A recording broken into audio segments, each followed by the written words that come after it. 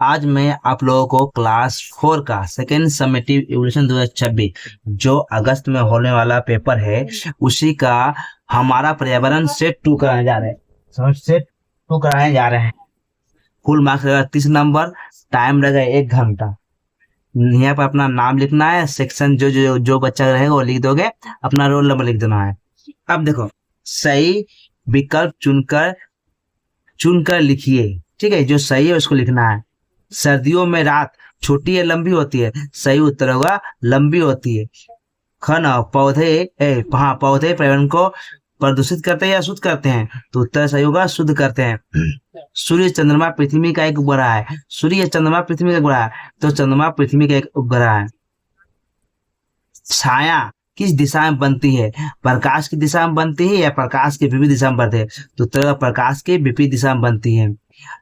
अंगा नंबर, चंद्रमा पृथ्वी के चारों ओर पश्चिम से पूर्व की ओर चक्कर लगाता है या पूर्व से पश्चिम की ओर चक्कर लगाता है? सही उत्तर होगा पश्चिम से पूर्व की ओर चक्कर लगाता है। मनुष्य द्वारा द्वारा उपयोग की जाने वाली पहली धातु थी, कौन सा था? लोहा था या तामा था? तो सही हम लोग क्या जानते हैं, पहले उपयोग की धातु तामा है।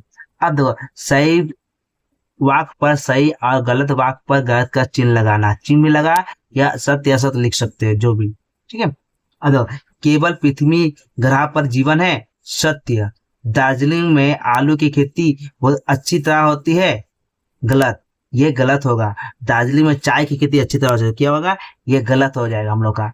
ये जो दिया है ये गलत, ये होगा गलत, ये हो जाएगा गलत।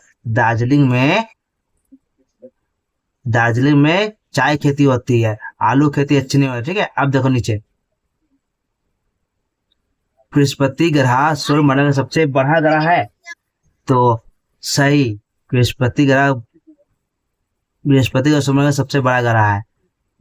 कांस्य, लोहा और टिन का मिश्रण है। कांसा जो होता है, कांसा वो जो होता है लोहा और कांस्य होता है लोहा और टिन का मिश्रण। असत्य। कांस्य, तांबा और टिन का मिश्रण होता है, ये होगा असत्य। टुटू टू टुसु त्योहार पोष माह में मनाया जाता है? सही। चंद्रमा सूर्य के चारों ओर चक्कर लगाता है?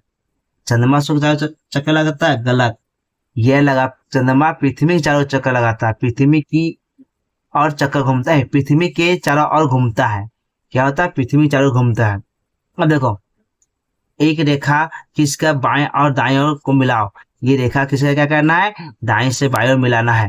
देखो, बाएं और दाएं, एक ग्रह, वर्ज्य पदार्थ, इसके बाद जो मिट्टी के बर्तन बनाते हैं, दूरबीन। देखो, कुमार, गैलीलियो, बृहस्पति और सूर्यदान। तो देखो, एक ग्रह कौन सा है? तो हम लोग बृहस्पति एक ग्रह है। ठीक है। अब देखो, वर्ज्य पदार्थ कौन से? कूड़ेदान। यहाँ होगा हम लोग कूड़ेदान। ठीक है। जो मिट्टी के बर्तन बनाते हैं क्या कहते हैं? कुम्हार कहते हैं। जो दूरबीन, दूरबीन क्या है? गैलीलियो ने बनाया। दूरबीन क्या है? गैलीलियो ने बनाया। ठीक। अब इसी तरह इसको मिला लोगे आप लोग, तो देख लो। स्थानों भरे। ठीक है, ये 8 नंबर का। अंतरिक्ष में भेजे गए कुत्ते का नाम क्या था?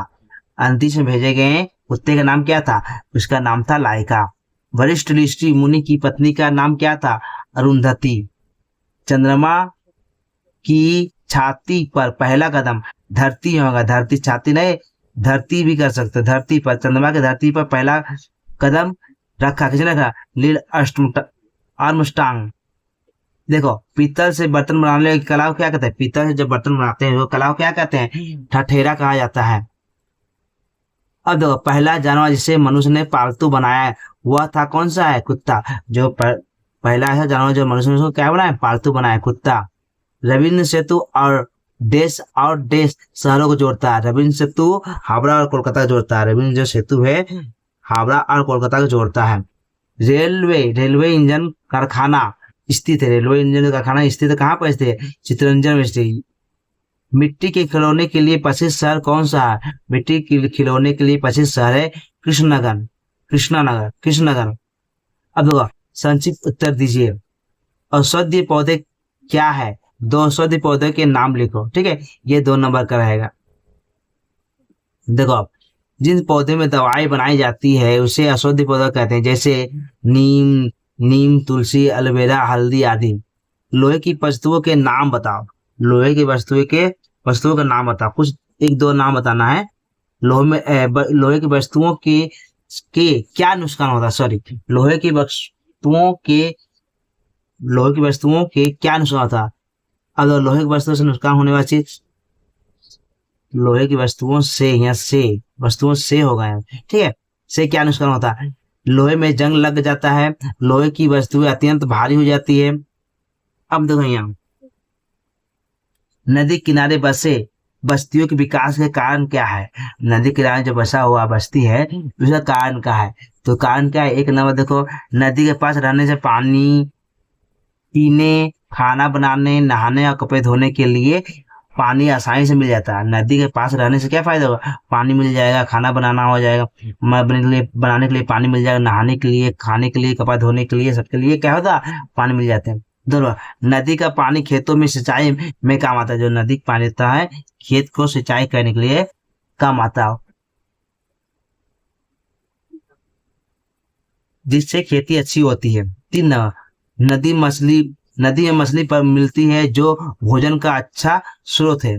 ओके ओके बच्चों, अगर आप लोग को वीडियो अच्छा लगा तो लाइक एंड सब्सक्राइब एंड दोस्तों में शेयर करो। ओके बच्चों, गुड बाय।